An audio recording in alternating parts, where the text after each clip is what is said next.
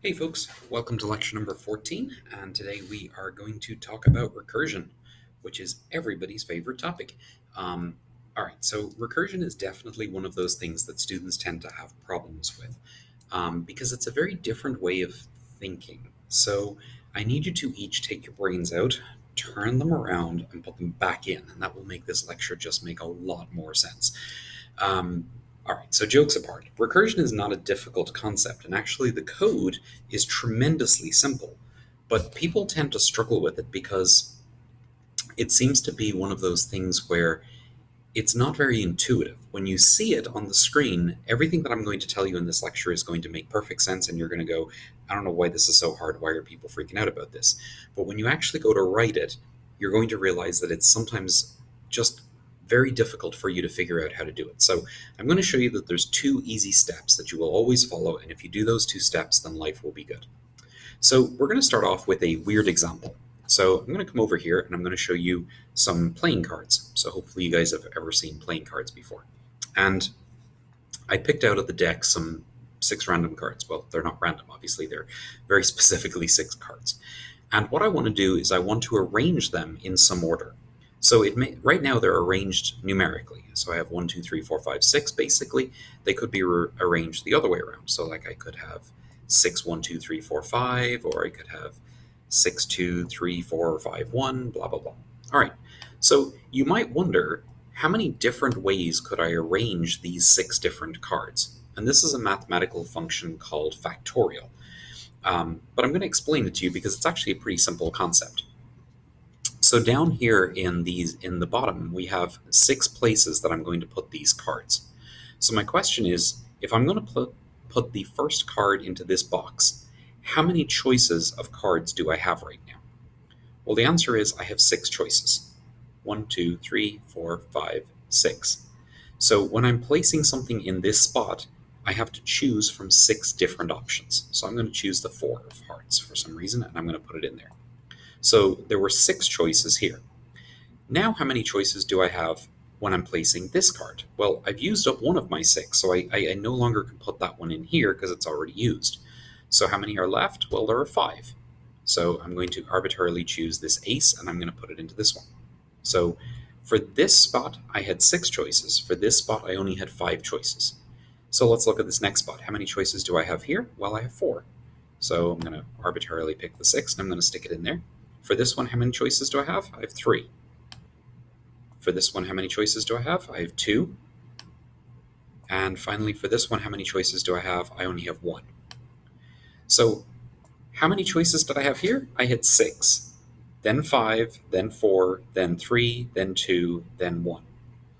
And this is the number of options that I had in total. It will be 6 times 5 times 4 times 3 times 2 times 1. Because for each one of these possibilities, if I come back up here to where we were just dealing with there being 2 options, so this is 6 times 5 times 4 times 3. You might be wondering, well, why is it times 2? Well, because there are 2 different ways that I can arrange these last 2 cards. I could do it like this, or I could do it like this. That's why it's times 2 different options. So regardless of what I've done before that, I had 2 choices when I got to here, and by the time I get to the last card, there's only one way I can arrange it. So 6 times 5 times 4 times 3 times 2 times 1 is a large number. I think it comes out to 72, but let's do it in a calculator. 6 times 5 times 4 times 3 times, what did I do? Times 2, and I don't have to do times 1 because we know that times 1 is just going to be the same, but just for giggles, I'll do times 1, and you see the number is 720. So it turns out there are 720 ways I could rearrange these cards. Cool. This is the concept of factorial. All right, so jumping away from those and coming back over to the slide deck here, let's talk about how we might go about coding this. So it is certainly possible that you could code this using iteration. You could have a loop that chugs through and keeps multiplying the number by a number minus 1 each time. Here you can see 6 factorial, as I just described, is 6 times 5 times 4 times 3 times 2 times 1. If I had asked you to calculate 75 factorial, Well, that's a lot. The answer is still the same. It's 75 times 74 times 73 times 72 times 71 times 70 times 69, all the way down until you get to 1. But there's another way to describe this, because if we go back to this picture here, and I say 6 factorial was equal to all of this, well, if you ignore that first one, what is that? Well, that's 5 factorial, right? Because that's 5 times 4 times 3 times 2 times 1. So if I just break it up into 2 chunks, another way to phrase it is that 6 factorial is actually equal to 6 times 5 factorial. And that's a much shorter way of writing it. So that's what we're going to do with 75. 75 is actually equal, 75 factorial is actually equal to 75 times 74 factorial. And if we break that out a little bit more, well, what's 74 factorial equal to? 74 factorial is equal to 74 times 73 factorial, and so on and so forth. 73 factorial is equal to 73 times 72 factorial. Okay, so there's an important thing to notice about this pattern. In each case, the operator that we're trying to calculate here is this factorial, which is represented by that exclamation mark. The definition of factorial includes a definition of factorial. What do I mean by that? I mean, in order to calculate 75 factorial, I need to be able to calculate 74 factorial.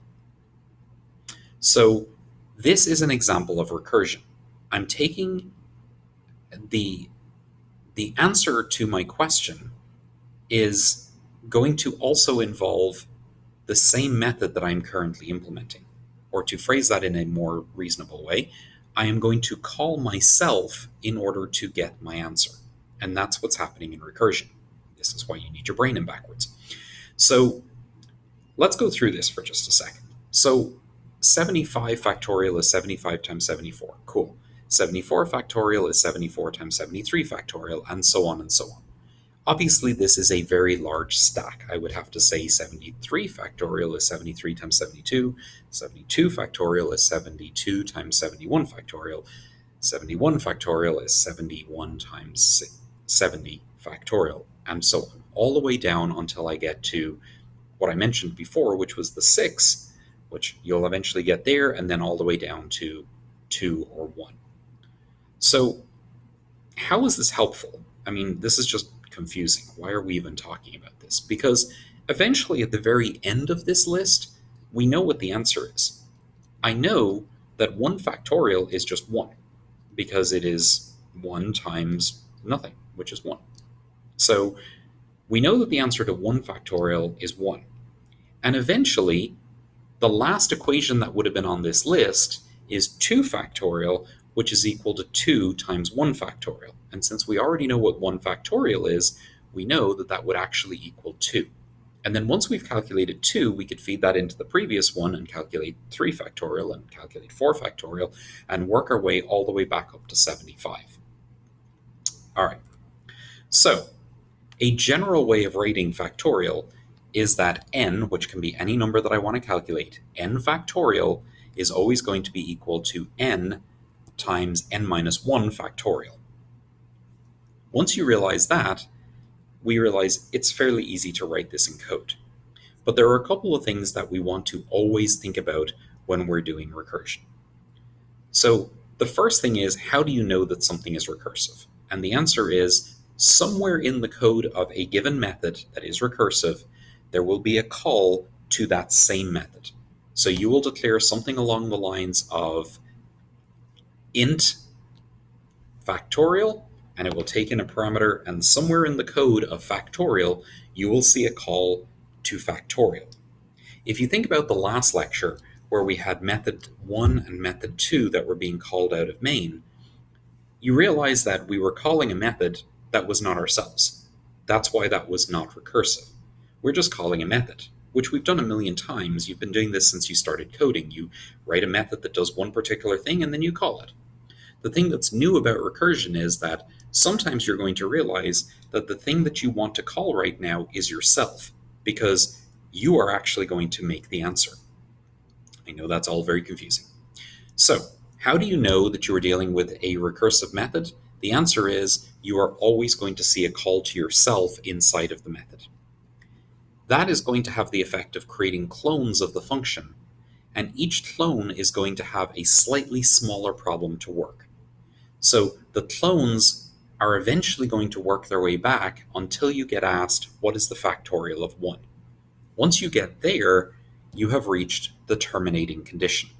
And there must be a terminating condition, otherwise recursion would go forever, much like an infinite loop. Each one of the calls that you make should be sending you towards that terminating condition, because if they're not, you have a problem. So the requirements for a recursive function are you're going to have a recursive call inside of your function, meaning you're going to call yourself. There must be some way that this all ends, and each time you call yourself, you must be getting closer to that terminating condition. If you do those three things, you will succeed with recursion. If you don't do them, well, you're going to end up with some weird thing that just keeps going. So let's talk about knowing that you've reached the end. This is called the base case, and I need you to learn that word because it's going to come up in quizzes and tests. The base case is the simplest possible problem that you can get for this problem set. So for the case of factorial, the simplest problem that you could be asked is the factorial of 1, because that is defined as simply being 1. Everything else, you're just going to have to figure it out. But we know that the factorial of 1 is 1. So that's our base case. You will need to identify what the base case is every time you write a recursive function. And then you're going to have the problem broken up into 2 bits. The part that you can immediately solve, which in the case of our factorial is the factorial of 1, and everything else, which is what's going to be the recursive calls. All right, once you know your base case, it should be your simplest case, and then you're going to figure out how you can get closer to that one step at a time. All right, so let's look at each of these. So the base case, as I mentioned, is going to be either 1 factorial or 0 factorial. Weirdly enough, both of those are defined as part of the definition of factorial. Why? Because, well, math. 1 factorial is 1, and 0 factorial also turns out to be 1 because reasons. So don't want to worry about that. That's just a mathematical property. If somebody's asking you to write a recursive function, they're going to tell you what the rules are of that function. So somewhere in the definition of the question, it's going to say something along the lines of, please note that the factorial of 1 is 1. Okay, cool.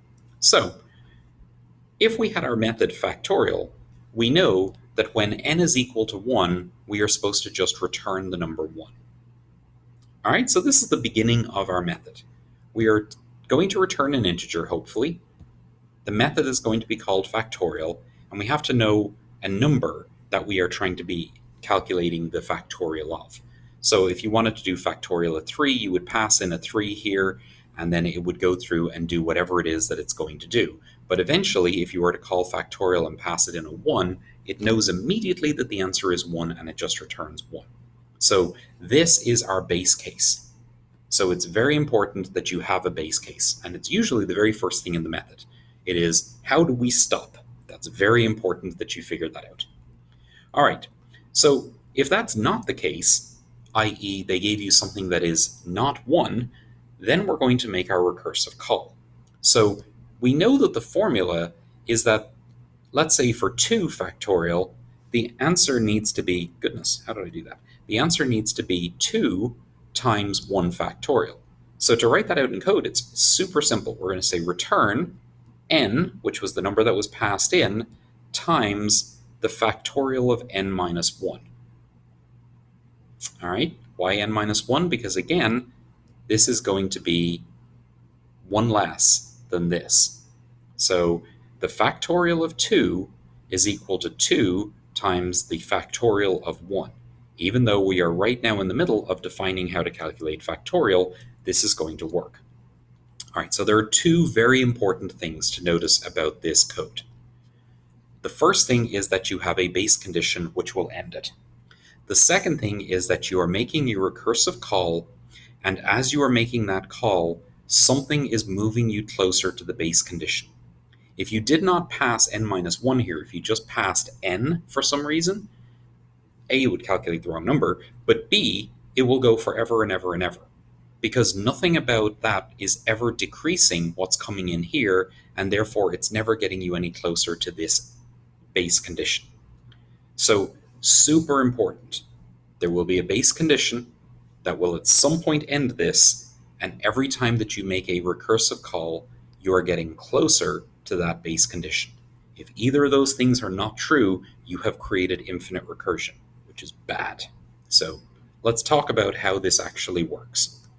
All right, so we have our main method down here, and we are simply going to call factorial, which is our method that we just wrote up above, passing it the number 4 so that we can start off and see what's going to happen. So we're going to calculate 4 factorial, and eventually we're going to print it out. So as we saw in the last video, I need you to think about a function stack, and that's this magical little place over here where as we execute things, they're going to get pushed into the function stack for us. All right, so the first thing that happens is what? When you start a program, whether it's C# or whether it's Java, we are always going to begin with the main function. So the main function is going to get pushed into the stack. The main function has 2 things that it's supposed to do. It is supposed to call factorial of 4, and then it is supposed to print out the answer. Cool. So in our stack, we are going to write down the thing that we're going to do, which is f equals factorial of 4. Now, if you remember from the last video, what's going to happen is when you see a call to a method, we're going to remember where we were in this previous method. So we're going to remember this pointer down here. But for now, we're going to go up and we're going to execute the code that is in this other method called factorial, because that's what we were told to do. So what's going to happen is onto our function stack, we're going to push a new method, which is factorial, and it was passed a 4 as an argument. So n comes in as 4 up at the top. And now we are going to execute the statements in here until we are done. At some point, hopefully, we will eventually be done with this method, and we're going to come down here and continue on in main. The only thing that's going to be weird here is that somewhere inside of this code, what's actually going to happen is we're going to call ourselves again. All right, so let's see what's happening. So a 4 came in here, and n got assigned the number 4. We're going to go through and we're going to do our print statement, because that's the first thing that it does. So that's going to print out the number 4 for us. Now we're going to go on to the next statement. Is n equal to 1? Well, no, 4 is not equal to 1, so we're going to skip over this and we're going to go down into the else method. All right, so now the crazy starts. Because we don't know the answer to 4, that's not a predetermined thing, we need to start again and call factorial again, but this time we're going to ask it to calculate 3 instead of 4. And eventually we're going to multiply that by the 4 that we have here, because again, remember factorial is 4 times the factorial of 3. So in order to calculate that, I got to go figure out this factorial of 3 first, because I don't know what the answer to that is, so therefore I can't return that. So this method, or this line of this method, says result is eventually going to get assigned 4, which we know, times this random thing called factorial of 3. I don't know what the factorial of 3 is. This is a function call, so we are going to go ahead and make a call to the function that happens to be named factorial, which also happens to be the function that we are working on. So in here, we are going to remember that we left off when we were trying to calculate 4 times factorial of 3. But as I say, that means there's a bunch of stuff down here that's eventually going to need to be dealt with. It is not done. This function cannot return until it has calculated this weird 4 times factorial of 3, which means we're going to get a new thing on the stack, which was a call to factorial of 3. In this case, n is equal to 3. And all of what was going on in fact4 is going to sit there and continue to wait until we get our answer back. Cool, so here we are, factorial of 3. So we're going to print n. We get out our little 3, life is good. Is 3 equal to 1? Nope, certainly isn't. So we're going to come down here to this next statement. All right, well, this next statement says the result is going to be 3 times the factorial of 2. And I think you can see where we're heading here. So the factorial of 2, we don't know the answer to that. That is a method call, so it's going to cause us to leave all of this work as pending work, and then we're going to continue off and we're going to call the method called factorial, which happens to be us, and we're going to pass it this time 2 because 3 minus 1 is 2. All right, so that starts yet another thing on the stack. Please notice our stack is getting bigger and bigger and bigger here as we go. And we're going to talk about that a little bit more in the end. All right, so we start off this time, n is equal to 2. We print out the 2. There it is in our output. Life is good. Is 2 equal to 1? No, it is not. So we're going to go down, and it now says the result of this is going to be 2 times the factorial of 1. All right, we still have more pending work. That's going to eventually have to be done when we come back. But for now, we're going to go off and call whatever this method is that's called factorial of 1, and that just happens to be ourselves. So another thing gets popped onto the stack. And this time we start off with n is equal to 1. Okay, print out the 1. Life is good up here. And now, good news. Is 1 equal to 1? The answer is yes. We have now terminated. It means that this is not going to ever do the else part where it's going to call factorial again, because we have gotten to a point where the top of the if is actually going to dominate. That's important. If that did not happen, this would go on and on and on forever. So, yay, we actually have an answer, and the answer is 1. So, this method now is done, because once it gets to this curly brace, it knows that it did the if, so it's going to move on to the next statement after the if-else, which there is nothing there. It gets to the end, and all of a sudden, this method has actually returned, and what it returned was the number 1. So that number 1 is going to get fed in to where we just were in the previous method.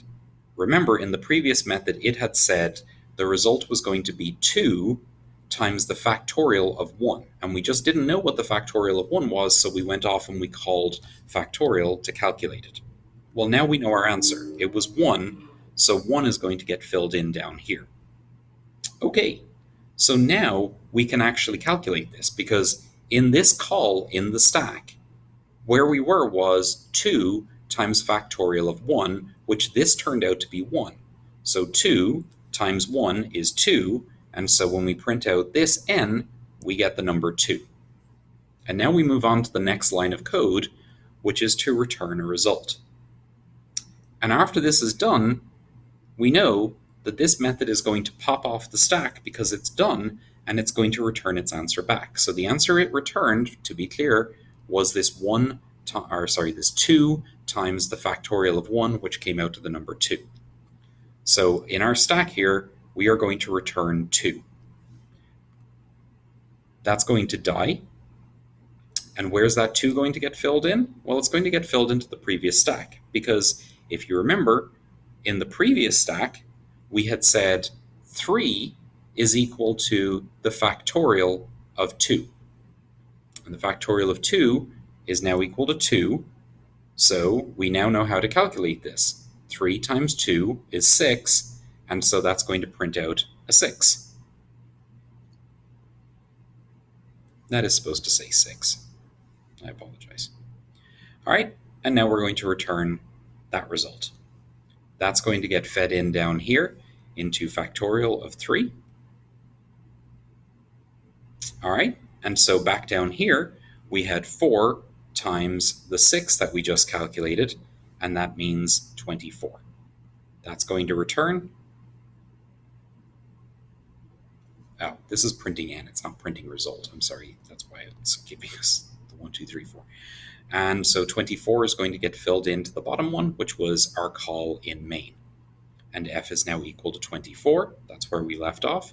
So it prints out the 24, and main is going to pop off the stack because main is now complete. Okay, so that's how it works when you go through things. There are a number of things to notice. I'm just going to go backwards up to where we originally were when we started pushing things onto the stack. So Back in the very beginning of all of this, we asked what is the factorial of 4? And effectively what happened is we went off and we calculated the factorial of 4. In doing so, we couldn't actually get there because it asked us to calculate the factorial of 3. So that caused us to push another thing on the stack, which was the factorial of 3. And since we didn't know how to calculate that until we knew the factorial of 2, that caused us to push the 2 on there. And since we didn't know how to do that until we knew the factorial of 1, that caused us to push the factorial of 1 on the stack. The good news is we do know how to calculate the factorial of 1, so now each of those things gets to come back to the previous call, fill in the information, and actually return what was supposed to be returned from there. And so you can see the collapsing of the stack if I just run through it. In each case, it's filling the number into the previous stack and then coming back down until we get there. So in order to calculate the factorial of 4, we ended up having to make a whole bunch of calls. Very specifically, at the worst case scenario here, we ended up having to do 4 separate calls to methods. The methods that were called each time were called factorial, and it was actually the same block of code that was being called. The same block of code was calling itself, and it had to do it 4 times.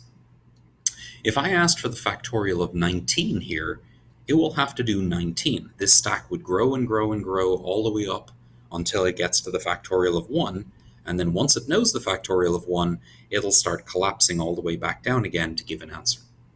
So I think you can see why this is a very confusing, but also very elegant solution to the problem. Because you're not having to keep track of a bunch of stuff in variables, you're effectively using this stack as a bunch of temporary variables to calculate things. And the actual block of code that you had to write is really, really simple. All you have to do is realize what this pattern is, and then recursion is very, very simple. You simply just call yourself until you get to the right answer. And then the stack pops off, and you get your 24 as you're supposed to, which is 4 times 3, which is 12 times 2, which is 24. That's how you got to 24. All right, so hopefully that makes sense. So what are the common errors that people make with recursion? Well, the first one is to throw your arms up in the air and say, this is all too confusing and I can't possibly do it. You can. It's really not that bad. You will find that it's hard to get your brain around it, but once you come to the answer, you're going to realize that it's a really, really simple answer. And the way to get to that answer is to always just look for what is the base condition, the thing that's actually going to end it, which they probably are going to give you in the definition of the question, and then how do you get closer to that base condition each time. So, the most common mistake is that you forget the base condition. If you do not put that in there, it's going to run and run and run until it actually crashes, which is really no good. So let's take a look at that over in Replit. Let's torture Replit a little bit. So I'm here in C#, and I'm going to make a new method, which I'm going to call public static factorial. It's going to return an int, I think is what we're doing. Is that what we did in our slides? Let's see here. Yeah, it was an int. All right, int factorial, and I'm going to pass it in n, which is an int. And again, we have our base condition. If n equals 1, then we're going to return 1. Otherwise, we are going to return n times the factorial of n minus 1. All right, and then down here in our bottom main method, we are going to say, well, sure, why not? Say hello world.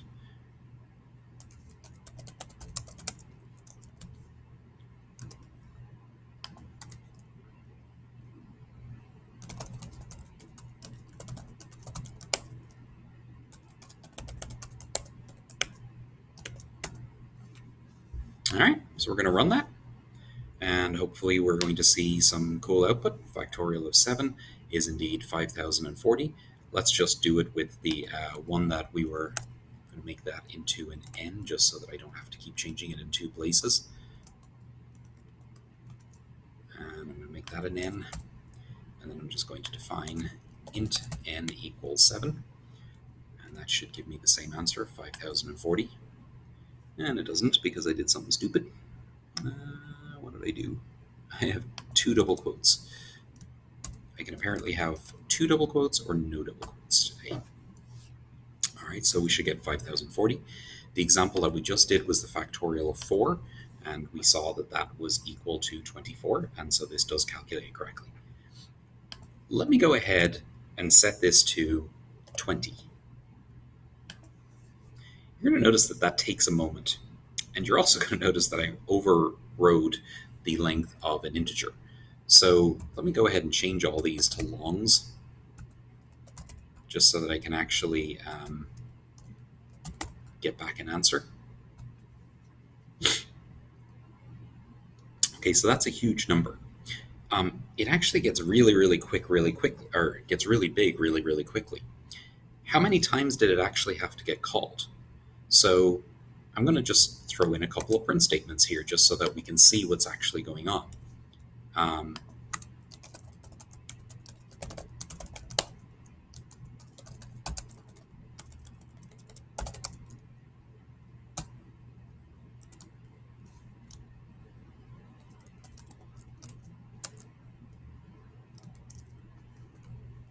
Just trying to print it out so that it looks relatively decent.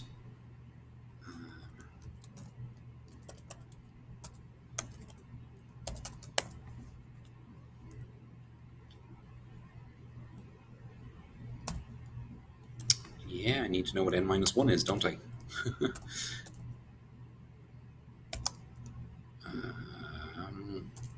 Next round, n minus 1, and we're going to do next round.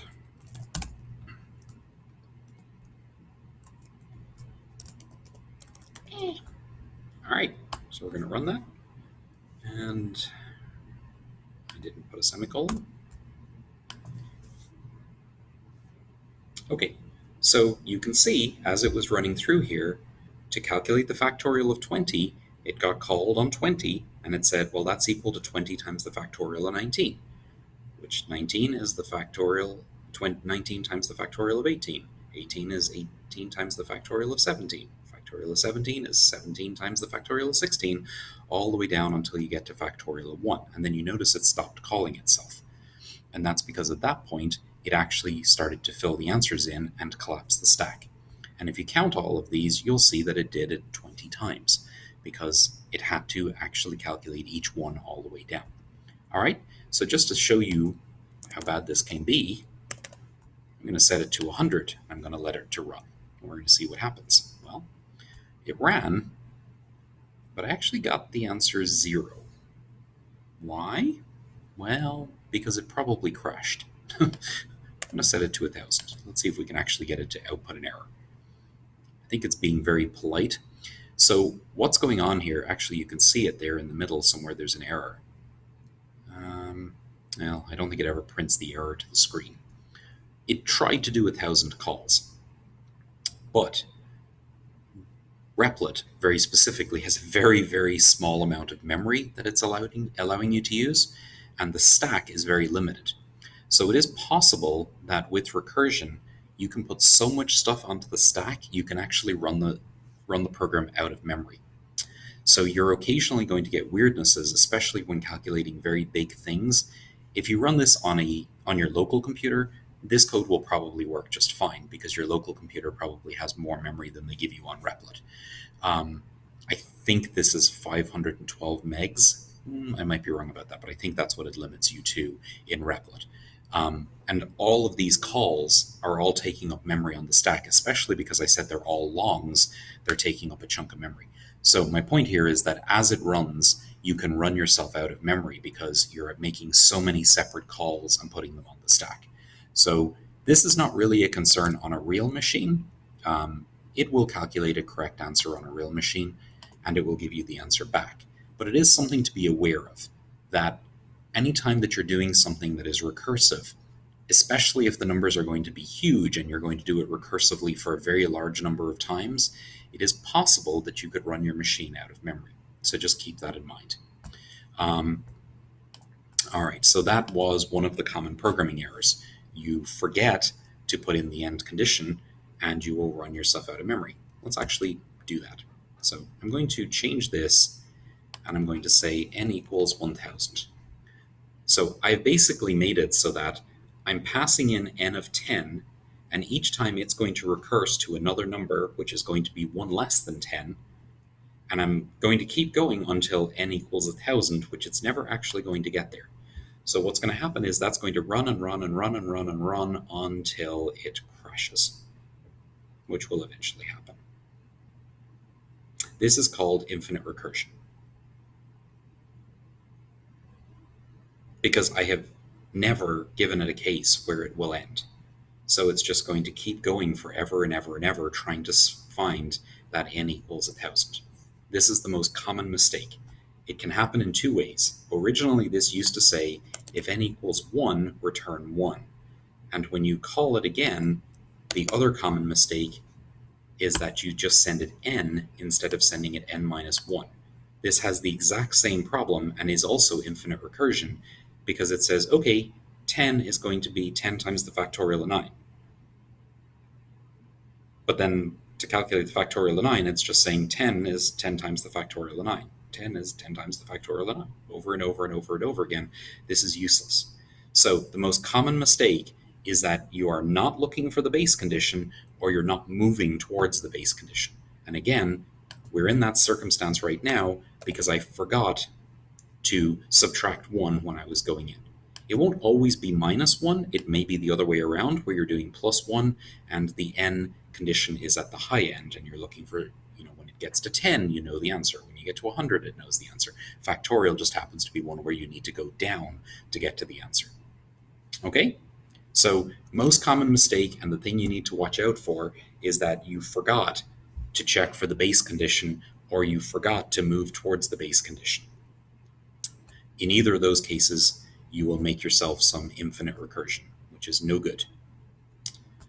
A stack overflow is what I described just a few moments ago, where you just keep running too much and you eventually run yourself out of space.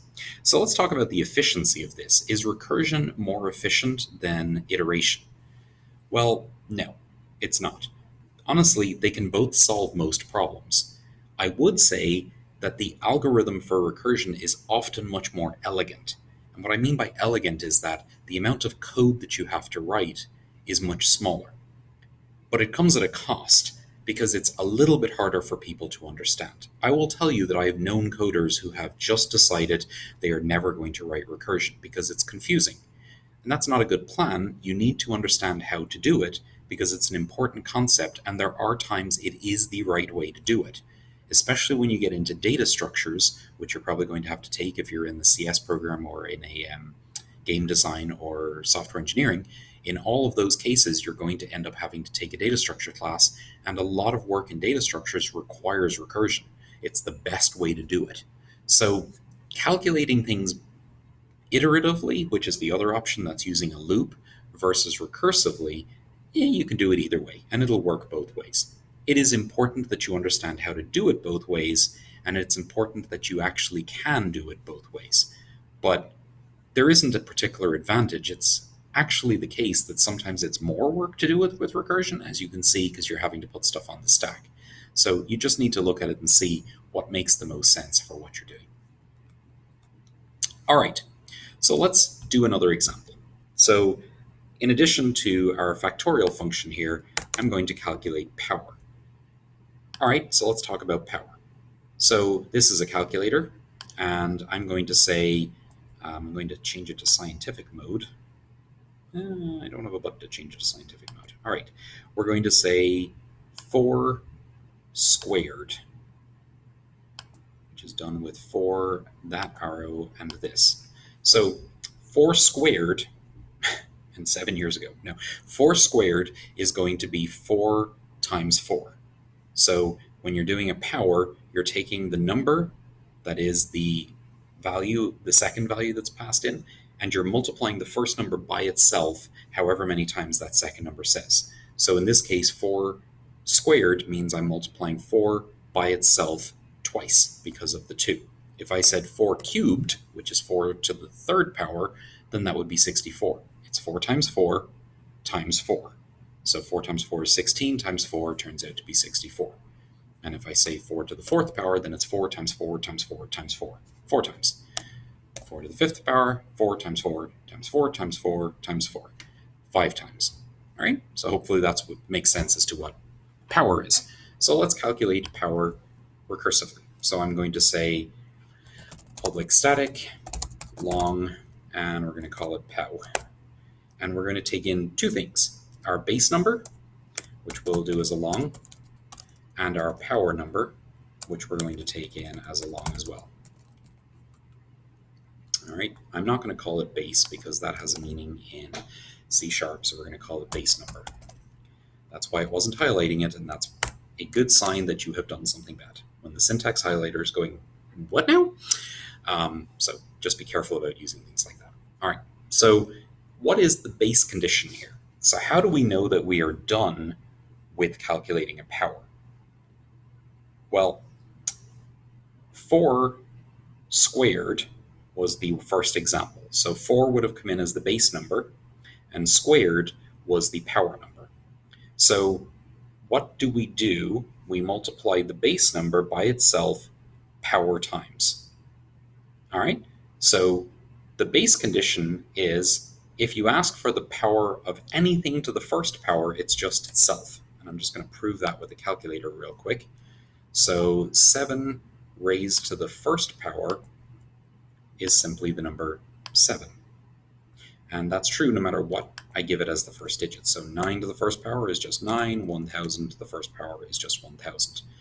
So anything raised to the first power is just itself, because you only multiply it by itself once, it is itself. Sorry, you don't multiply it by itself once. It is just itself. Anything raised to the first power, by definition, is itself. So let's write that out in code. If power, which was the thing that's coming in here, is equal to 1, then what am I returning? Well, it's itself, which was the base number. And I'm returning that. Okay, so I'm going to go down into my little main here, and I'm going to comment out all of this crazy stuff related to factorial, because that's nothing to do with what we're doing anymore. And so what I'm going to do is I'm going to call power, my new whizzybang function, and I'm going to pass it in 7 and the first power. And I'm going to get back from that an answer. So I'm going to say x is equal to that, and I'm going to define long x. All right, and it would be helpful if I printed that out just so that we can see.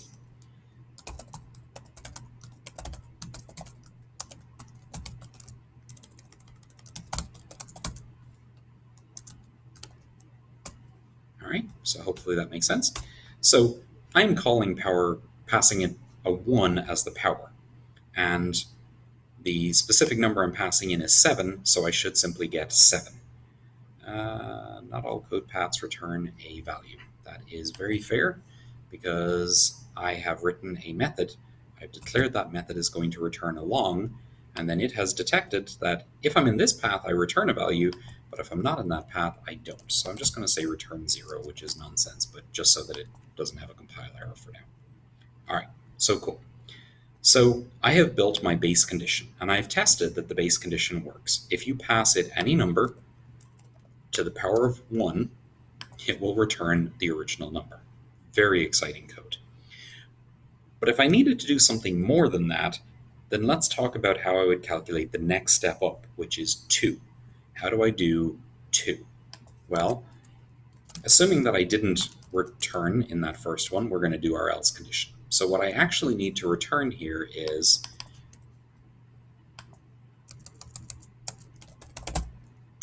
the base number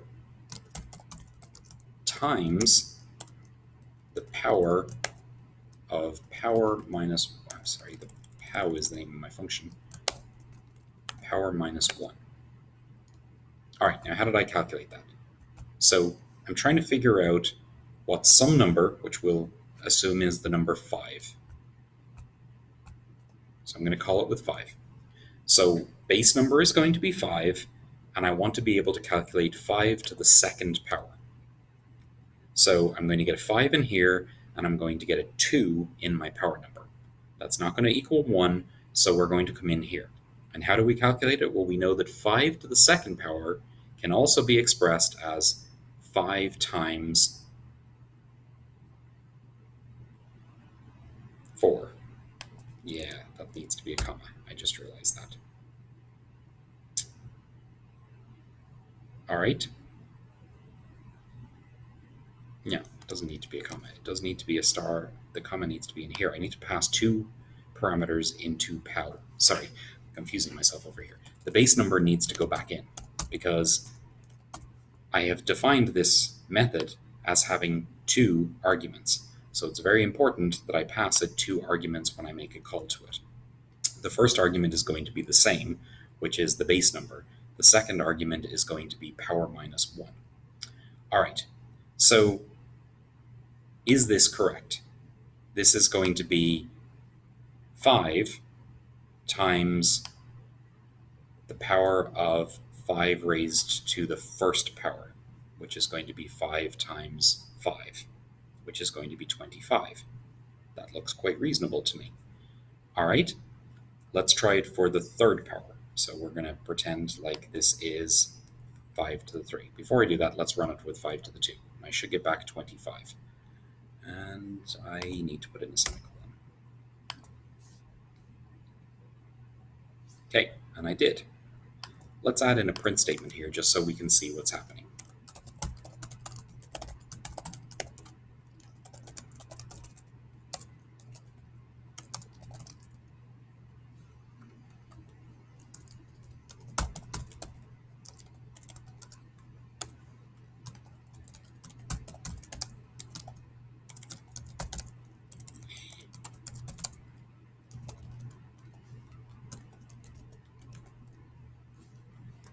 All right. So we're going to see that it's only going to have to make that call once, 5 and 2. And up here, I'm going to add in a console write line.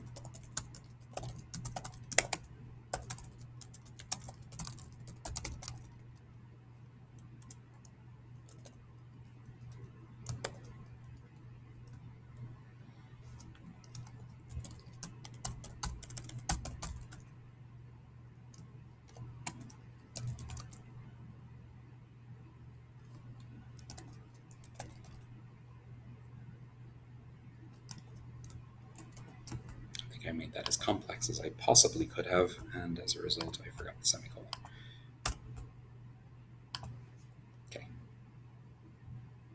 Okay, so you can see that it eventually got to a call where it was asked to return the power of 5 and 1, and it knows how to do that.